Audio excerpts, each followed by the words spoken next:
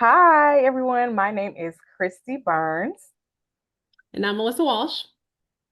and you are tuning into Sis Let's Talk Leadership, Where we unmask the myth. and we own the journey. So, with this journey being mentioned as our kind of motto that we're following along with, we want to start out with speaking on how myself and Melissa met. It's quite the story, quite one that is intriguing and I think super like authentic. So, with that being said, it was summer form, and that was in Fort It was Lauderdale. summer So, forum. yeah, And we were I looking saw at, your boss. yep, I yep. saw your boss. Yeah. I saw him and I was like, hey, I need to know, is Christy here? And this poor man was like, I thought you were saying hello to me. I was like, no, I know you. Is Right, right, Christy right. here? Here. And then I followed it up by harassing him at one of the presentations. And I Mm-hmm. looked at him and I'm like, right over there. And he had to answer me. And I was so scared that I was going to miss you. And I went over to Yeah. you. I was like, hey, I've been wanting to meet you. I Mm-hmm. would love to get to know you. Let's connect. And then you had to leave. Something came up for you and you had to leave. I did. I And did. they But what's yeah, crazy is I felt the connection immediately then because I know I remember saying, hey, the presentation's about to start. Let's, make sure that we connect afterwards. But then when I had to leave, I'm like, okay, goodness. I told Melissa I definitely want to have a conversation with her. Let me shoot her a message through LinkedIn and let her know, hey, I did not forget about you. We're gonna talk at some point, but I gotta run. And you were like, oh yeah, sure. So from there, that's kind of yeah. where it started. And we just Pretty kind of second. stayed connected throughout the summer forum. We ended up being in one of the, what were those? The focus groups. Yeah, we were in a focus group with Fisher Patel, and we, Yeah. we happened to be in the same group. So I was like, The universe just kept bringing us back that's right. together. It was easy. Divine. No, I had spent, I think I found you through Ryan and he had liked something you posted. Hmm. And one of the things that drew me so much to wanting to get to know you is the things that you post just resonated so much with me and the phase in the leadership journey that I have been on for a Hmm. couple of years. And I was like, man, that just that impacted me in such a great way. And it was something that I really needed to hear and read that day. And I remember Hmm. like sending you the connection request. Thankfully, you accepted a complete stranger wanting to connect with you on LinkedIn. But I really loved it. And it was like so empowering. And I get very Hmm. excited about women in leadership. And you just, to Hmm. me, that post, and I will go back one day and we'll talk more about what the post was.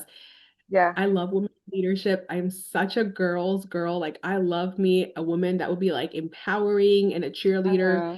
Will also be incredibly honest about how tough leadership can be. But I would love to learn more. I know that we've had some side conversations outside of this.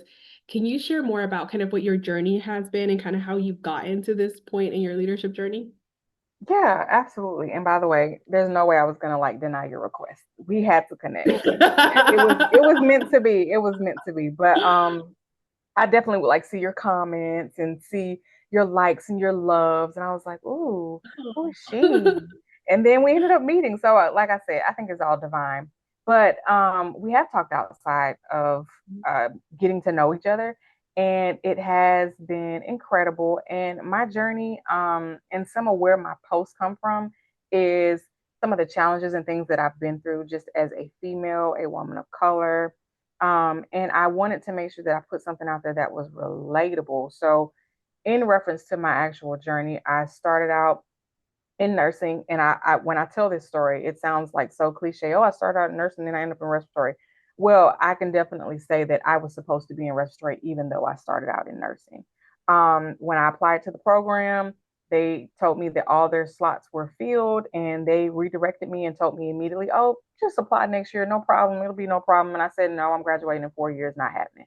So I ended up Yeah. hearing about exercise science, did some research into that, and then that's where respiratory came up. And I was like, respiratory, never really heard of that before, but sounds like lungs, something else going on there. So let me dig a little bit deeper. And I was like, Yeah. wow, this is pretty cool. They work from the waist up, nurses work from the waist below. So I found out about MCG is what it was called at the time, Medical College of Georgia. I think it's Augusta University or University of Augusta now. But applied to the program, they had one slot left. And That's so they great. said, send over your information. Let's get your transcript. I mean, it was like boom, boom, boom, quick, fast, in a hurry. Smooth process though, which when God is involved, right? It's smooth. That Hmm. confusion doesn't come with that. So Yeah. smooth process. They told me, hey, you can fulfill our last slot. Oh my gosh, I was so excited. So I had to last minute move up to Augusta, find an apartment, which I ended up having to get like a real apartment because housing and everything was gone since I had gotten in last minute. But fast forward, went through the program. It was amazing. Started out my journey in Babyland here in Atlanta, or Babyland, Baby Factory here in Atlanta. And just from there, I feel like, and I'm not saying this in a cocky way, but definitely a confident one, that I always was looked at as some type of leadership source or a resource without holding the title. So people Mhm. would, come to me, they would call on me in code situations. I found myself like, pulling people out of um just like situations where I felt like they were a little bit, anxious or something, and kind of calming them down. And then I just became like that auntie. It was a young auntie though, because I was like 22 years old. But but I became that go-to person, and that person of comfort, and that one who made people feel seen and feel heard without even holding a title. And so they did try to push me back then to become charged and all that. And I was like, no, I kind of like where I am, and didn't really want the responsibility. So I say that point to say that when something is for you, whether it's not for you at that moment, maybe later on down the line, the Lord is not going to let it um, go away. Basically, He's going to keep Destroy it. pulling and tugging, Yeah. yeah, at you. So even though I was 22, I was young, and I was like, oh, yeah, I can help y'all out without the title. I don't need the money. Like, I'm good. There Yeah. was a bigger purpose. And it You took felt a me, bigger calling. there you go, a calling. There was a bigger purpose, a bigger calling, and it took some time for me to kind of like realize that. And I really remember being on the phone one day, and one of my friends told me, she was like, "Girl, you done worked all these places in Atlanta, except Grady, which I have. I worked everywhere but Grady."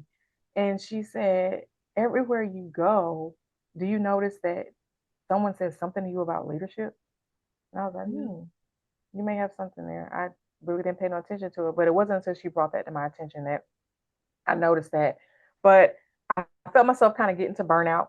And I'm gonna make a long story short, but found myself getting to burnout, left the bedside, went into an opportunity that only nurses were in at the time for long-term acute care, but on the business side. So I took Mhm. my Interesting. foundational experience as a respiratory therapist and Yeah. used that clinical knowledge to promote myself as a therapist to say, hey, you all take vented patients. Why do you have nurses? Nothing wrong with it, but why do you have nurses meet reading the clinicals to see if these people Yeah. qualify for criteria when you can have a therapist who actually manages it tell you what's going on? And went from there, worked my way up, became assistant director, not assistant director, that's my title now. Became a director of business, Yeah, became you a got there. director. Right. Became a director of business development, trained the whole team. I mean, it was amazing. I love my team. They loved me. Went on into like home infusion. You don't really hear about that either. So I like to tell that part of the story because therapists are pretty much mostly from an educational standpoint, especially when it comes to schooling, um, spoken only about or told about just the bedside. When there Yeah. is so much more that we can do just by using our clinical knowledge and our experience in order to do that. So fast forward, and here I am again in another leadership position that I didn't necessarily put myself in front of, but people saw potential in me and And you invested. posted about that, right? Yeah, Like on your yeah, anniversary, your anniversary. yeah, yeah, and invested in me. And so I want to pour into people how someone once did for me. And there are so many life lessons along the way. And people look at me, they're like, oh, you're young, but hey, I have some stories. And I think that they're worth Yeah. being told. And it's kind of like how you do with your children. If I can tell Yeah. you something to prevent you from going through the harm of it, why Mhm. not share it? And so everybody's reaction is different. Everybody's response is different, and it may look different, like what you're going through. But I still feel that, to some degree, I'm able to assist in that way. And whoever it is that it's supposed to reach, it will reach them. So that's my journey. I know that was a lot, but it's in a nutshell. So tell No, me that's about so yours. awesome. Like, I wrote some stuff down about you though. Like I want to okay, shine a light on you before I move on to myself because there were okay, some okay, things okay. that, and I told you this, like there's so much that you put out there and Mm-hmm, like I think it resonates with me for sure. I don't know who mm-hmm, else it will resonate with, but like even talking about your journey and how you got there and how it was meant to be, that's how my journey. It was very close to that. I too, mm-hmm. I actually got into a nursing program and I was in one, but I was also working Wow. full time Yeah. time, and I've never shared this story. I've always been so ashamed of sharing it because it's so unlike Mm-hmm. me. But Okay. I was in a nursing program and I would Mm-hmm, work all day. And then I was working as a receptionist for an imports commodity company. mm-hmm, And then I would drive to the community college because they had a bridge program. And I would be in class, I would work until 5, and then I would be in class from 6 to 11. So it was night. mm. And then every Thursday we had clinicals. And I was Yeah. struggling to keep up with the schoolwork because I was working from 8 to 5, then commuting from 5 to 6, and in class from 6 to 11. So there Mm-hmm. wasn't a whole lot of time when it came to the end of the semester and they do your comprehensive exams. I Yeah. failed my final by 1 point. 1 point. I was like Mm-hmm. barely making it through. The whole class was like trying to help. Like they knew my situation. They knew all the things. They were trying to be helpful. Mm-hmm. And they counted and recounted the grades, the numbers, everything to try to find that 1 point. And it just wasn't adding up. And like they can't make up a point in this Mm. number. That just wasn't going to work Okay. out. So it was Yeah. such a competitive program and they only had so many seats. So I couldn't continue on. And I was distraught. Like I felt, and that's why like I felt so ashamed. Like, oh my gosh, like because Mm-hmm. like me. I was, your high honor roll student. I was your high Mm-hmm. achiever. I was like, I'm gonna go get them. And it wasn't until about a year later, after that happened, Yeah. that I then got accepted to a different program. And I had moved from New York to Colorado at the time, and I got accepted, but I couldn't afford it Mm. because the university was too expensive. And with my background and not being a US citizen or even a resident at the time, I couldn't Yeah. apply for student financial aid. So I was like, man, what am I going to do like with all of these credits that I took? Like I already paid out of pocket for everything. I have to do something with it. And I Mm-hmm. happened to look up, what do you do with health science credits? Literally, that's all I Googled. And Mm-hmm. respiratory popped up. And it popped up, and there was a technical college that was 10 minutes from where I lived at the time. Come on, And Jesus. I not even kidding you, I swear. And then I called them up, spoke to the director of the program, Jamie Solly, who's amazing. Yeah. And she's like, if you want to apply, you're going to have to literally do it today. We're going to have to interview this week because it's spring break next week and we're not taking any more applications after that. So, Mm. like when you were talking about like the timing of it all. So I went, met with her, did my interview, submitted everything, got in. And that's how I got into respiratory school. So it was one of those, like you said, divine plans where it was meant for Yeah. me. And I was Yeah. like never meant to be a nurse. I had an opportunity to Yeah. go down that path later on, and I was like, nah, I'm good. I like what I'm doing. So Yeah. I love that you kind of shared that you felt that it was always meant for you. And I think that a lot of Mm-hmm. people that did do feel like this is just what you were meant to do.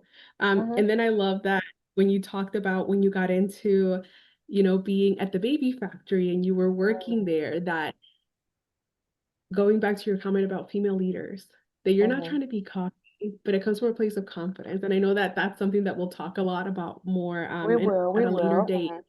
Yeah. Yes, but I love that you just your confidence, it radiates, right? Like, and not in a arrogant kind of way, but rather like I felt like you were a very confident leader, and I thought it was awesome. I was like, yes, like I was so Mm-hmm. encouraged by it. And I love that. I love that you self-recognize that you had this inherent level of confidence that just Mm-hmm. who you were was good enough, Yeah. right? Like Yeah. who you were actually helped others. And that is a Mm. very beautiful thing to share with others. And then it's really, it's just your persona. It's who you Mm-hmm. are. You can't Mm-hmm. hide that. It spills over. Yeah. Um, and then I think you're just naturally like a born leader. Like every conversation we've had, it's been so dynamic and it's been so fulfilling. Like I don't think I've ever walked away from a conversation with you where I don't feel like, oh, that was so good. I really needed that. Like I just really needed Mm-hmm. someone to relate to. And Yeah. like what you said is so true. But I just wanted you to know, like, these are the things that I think about you in my head, and I like to get them out of my head and into your ears. Yeah. Well, But you know, it's because it resonates with me. I think all those things yeah. are so important. So my journey, very much like yours, it was kind of divine Very intervention. Not similar, very similar. no other door was opening. That was Mm, like the that's door what- that just here you are. Yeah. But And that's I the think, reason why no other door was opening, because you needed to yeah, go through the right door. And had other doors yeah, been opening, that's where that confusion would have come in. So it wouldn't have been that yeah. smooth process in order for everything to just work out for you. And so I feel You're like so that's how right. things, work sometime, and without us even knowing each other. Um, and Mhm. us speaking on our journeys and how we got here, both started out in nursing. Like, I mean, that is What are the odds? lit- yeah. That's Yeah. So it's just, divine is going to be the word for tonight, you guys. I know, right? Divine is the word. Yeah. But Yeah, no, I think that's really amazing. for sure. And so as I kind of like grew as an RT, I think my growth came more from being incredibly curious about a lot Hmm. of Hmm. things. Yeah. And one of the things that I found to be so incredibly impactful was I am very, very interested and I really love learning about neuromuscular disease in patients. Hmm. So to your Hmm. point, in school, back when I went to school, I know that it's different now depending on what program you go to. They only Yeah. talk about like bed clinician. You want to go to the ICU, that's where you want to be in the Hmm. ICU. That's Hmm. your goal. And they don't talk about all of the other amazing things you can do. And I just love that you are part of the club of the first, meaning like Hmm. that role that you had as the Yeah. director, Hmm. you were the one that kind of like pushed that boundary, like, because we had talked and you had shared that that was posted for nursing only. And you're like, hey, listen, I'm equipped and I am able and capable and I can Hmm. fulfill the duties of this role. The only Hmm. difference is I don't have my RN, not to say that, that's not valuable, but it Yeah. provides different value, different perspective, and RTs can bring that to the table. So I love that Right. you're part of the first club. Hmm. And I think Hmm. that's so And sometimes it's awesome. all about just changing the mindset of how Yes. people associate certain things. Or just because the roles and responsibilities said that this is supposed to be for an RN with X amount of years of experience doesn't mean that I cannot fulfill what you're looking for and what the desire is for this particular role. So let me tell you how I can, since in your mind, this is how you have it laid out. And so I think that that's really important, is speaking up for yourself, advocating for yourself, and it's not always easy, but it's like you got to tell yourself, what's the worst that can happen? Yes or no? Maybe we'll check it out. We'll look into it. We'll get back to you. So always, we always have to do that. And so, And yeah, educating, yeah. right? Like you educated them because the same way when I was a baby RT, I didn't realize how many opportunities there would be for me as a respiratory therapist. You Mm-hmm. educated the team when they were hiring, they were recruiting for that position, and you're like, have you considered respiratory therapist? Mm-hmm. Because I have something to bring to the table. So I thought that Mm-hmm. was really awesome that you really did provide that as an opportunity to expand the scope of things that RTs can and should be able to do. They really But should. very much like you, I was always just, but why? Can you explain to me why? Mm-hmm. And that's how I got and was able to do a lot of work with neuromuscular patients, with trach vent Okay. patients, and then Wow. got to work in certain areas of the hospital and got to do some really awesome things and meet some amazing people along the journey and learn a lot of the things that I've learned. And then Mm-hmm. eventually, kind of where I'm at in a very similar role as yours in the Mm-hmm. pediatric kind of realm of things, which I Mm-hmm. think is also pretty amazing because for Mm-hmm. both of us to have like very similar careers now in Yeah. different sectors of healthcare is also pretty Yeah. neat because it's a nice balance, It to be is. able to have discussions. Yeah. But I agree. something I want to ask you about because Yes. it's something that I think has evolved very organically between you and I. It's just this Mm-hmm. level of inherent trust. Like Hmm. you and I just we clicked really quick. Yeah. And we've had, I feel like, some very deep conversations about the realities of leadership. And I know that you just had the opportunity to share a lot about what trust is in leadership and what it really means and what it takes to gain that, or even what could happen if you lose it. But I would love to hear more about what you learned and what you presented to your team. Yes. So we had a strategic workshop here. I'm housed in Atlanta, Georgia. I'm not sure if I mentioned that, but I'm in Atlanta, Georgia. And our team across the Emory Healthcare System did a strategic workshop. In this workshop, we had different team building exercises. We started out with an icebreaker, get to know one another. Mind you, we've met before. However, I think it's really important to still break the mold and start over again, each time that we meet, because we don't necessarily all work together, even though we're within the same system, we're at different hospitals. So it Mhm. was very important for us to start there. And myself, Ryan Eccles, and Darcy are the co hosts of this. And so I particularly spoke on the leadership escalator. And this analogy relates directly with all levels of leadership. And so I was hoping to bring home a culmination of everything that we had went over that day. I spoke last. So what the leadership escalator was an analogy that was created. And it starts with building trust at the top because it starts at the top.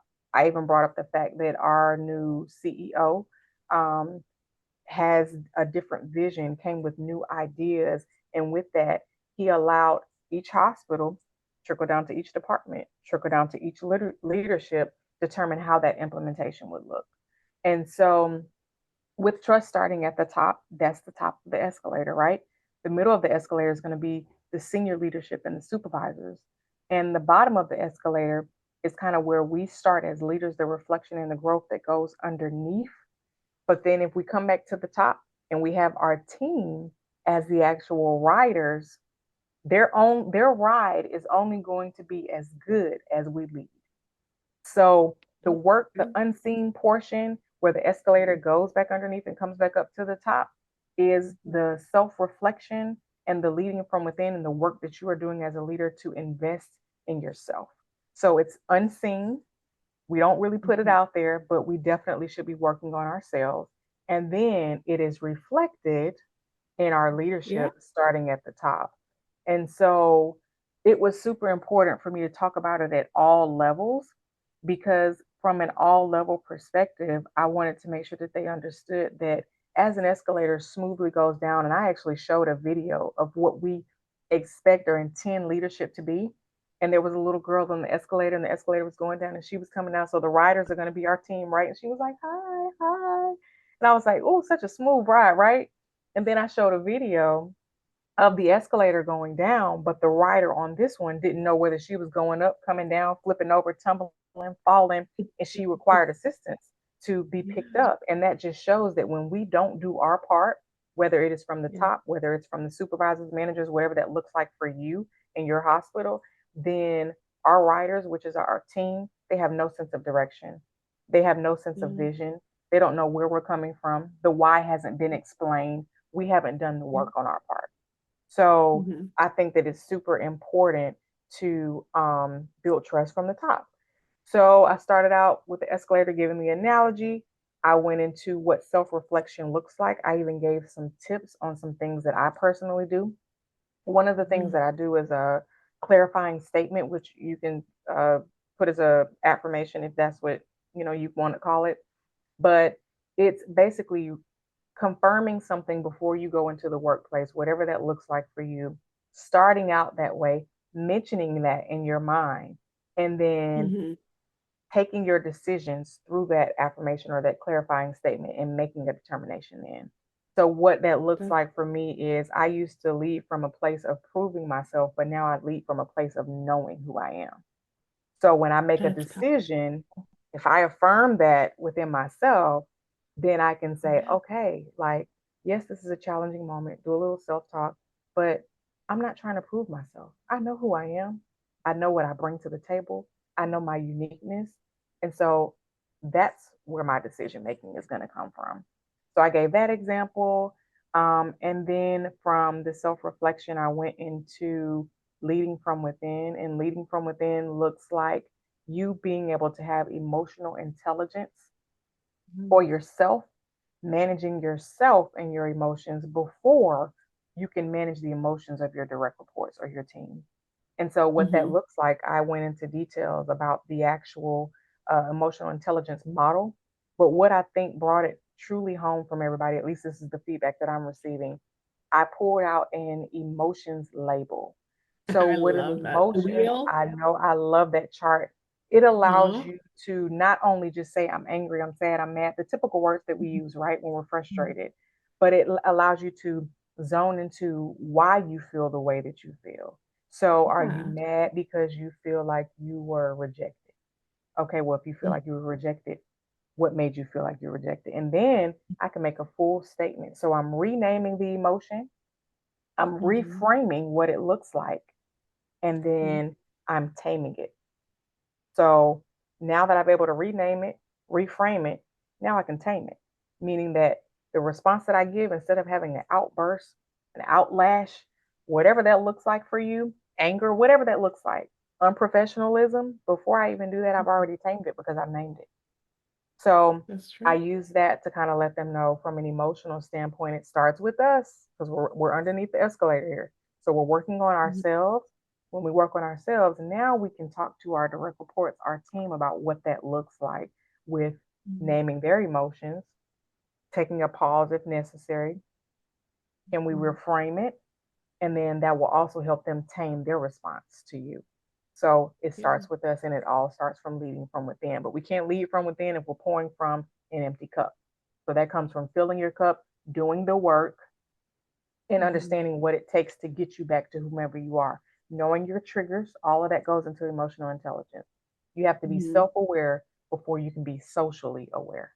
And so Yeah. that's what that actual emotional intelligence chart goes over, is the self awareness portion, and then how that reflects into your social awareness and Mhm. the management portion.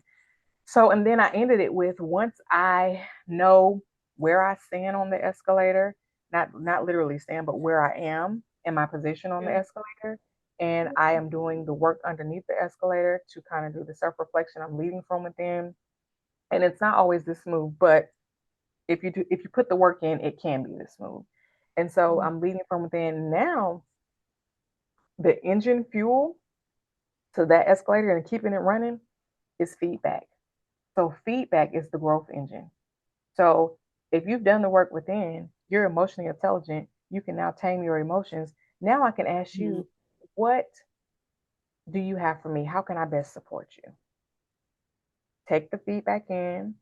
Always make sure that we're responding in a manner that is not defensive, that we're being Mhm. receptive to the information. And then it goes both ways. So not only are we able to receive feedback, but now we can give feedback because the work has been done within. And that's where we're leading from. So, in a nutshell, that was my entire presentation. I had some different questions in there to make it really direct and Yeah. relatable to our current Okay. structure that we have so that they would kind of understand where I'm coming from. And I even asked questions as to, where do you feel it is the most challenging for you to lead from? Is it between your current status and your senior leadership, or is it between you and your direct reports? Some of them said direct reports, some of them said senior leadership. But I said, honestly, it could be both. Because if senior leadership hasn't told you the vision and the why behind it and tried to get you equipped to help implement that, then you're going to have a problem between you and the direct reports, which are the riders of the escalator. So just gave some questions like that. I even asked them, what has been modeled from your current senior leadership? You can tell me about myself. We have the other Mhm. leaders in here. You can, relate it to them. If it makes it awkward for you, I completely understand. But talk about maybe a leader in the past that you've had. What Yeah. did they do to model trust in this moment to where you feel like you trust them? Give me an example. No, I think that's an amazing question. And I think Yeah. for me, something that, just to answer your question, I Hmm. think something that some leaders have modeled for me that has meant a lot to me is, I remember getting pulled into the office for a very Yeah. uncomfortable conversation of something that related to me. and it wasn't true, but what was being said was very hurtful.